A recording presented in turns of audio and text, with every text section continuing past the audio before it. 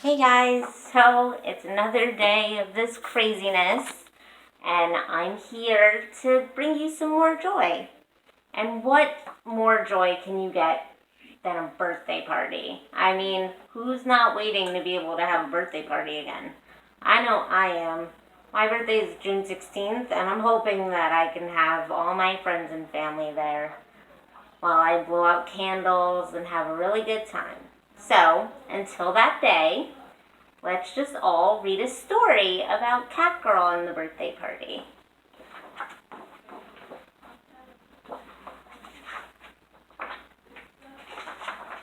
Okay. Giddy up, horsey, giddy up. A little boy named Matt shouted as he bounced up and down on his bed. He was pretending to ride off into the sunset. Matt, it's time to get ready for bed, his mom said. Matt stopped playing and did what he was told. How many of you kids out there actually do what you're told when your parents tell you to go to sleep? I know I didn't ever.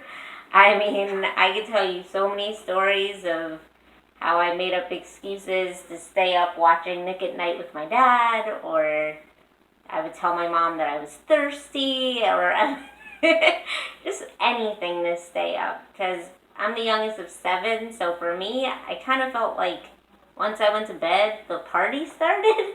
And I thought I was missing out on stuff, so that's why I always came up with excuses to stay up late. But for all you kids out there, it's very important to get a good night's sleep, so make sure that you do listen to your parents when they tell you to go to bed. And you know what else is really cool about sleeping is that you get to dream. So let's see what Matt dreamt about. That night, he dreamt of being a cowboy, just like the one he had seen in so many stories.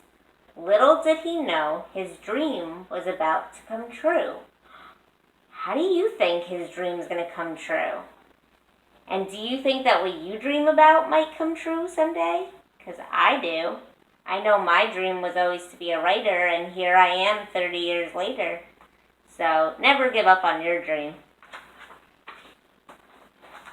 The next day, when Matt arrived at school, his friend Chris was handing out birthday invitations. Matt was so happy to be invited. He had heard that it was a cowboy-themed party with real live horses. See how happy Matt is waiting for his invitation?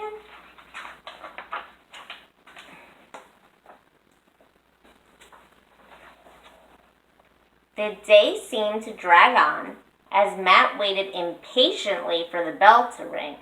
Then, all of a sudden, he heard, "Ring!" He jumped up and ran out the door, bumping into his classmate John. "Hey, Matty the Fatty, where are you going?"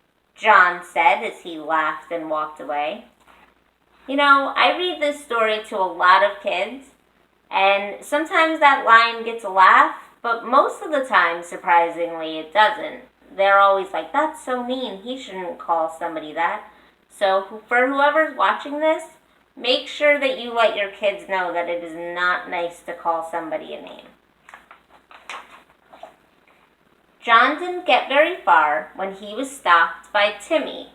Now, for all of you who might not remember Catgirl stories, Timmy was the bully in the first book of Catgirl. And he actually turned into a nice guy once he realized that he was wrong about Catgirl. So let's see what he has to say. "Hey John, listen. I think you should be nicer to Matt." "Oh yeah? Why's that?" John said rudely. "Just trust me on this, okay?" Timmy said as he walked away, leaving John, who just shrugged his shoulders and walked to his bus. That was short but sweet.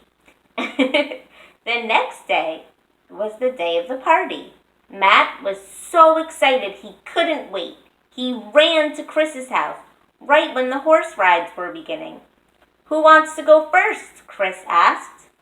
Matt raised his hand and he heard John say, "Sorry, only skinny kids can ride horses." Some kids laughed, making Matt upset. And this is important because, like I said, you got to tell your kids, and if there are kids watching this, it is not nice to call somebody names or make fun of them, no matter how different they may look, because it hurts people's feelings. And you don't want to be someone who hurts someone's feelings. You want to be someone that makes people happy.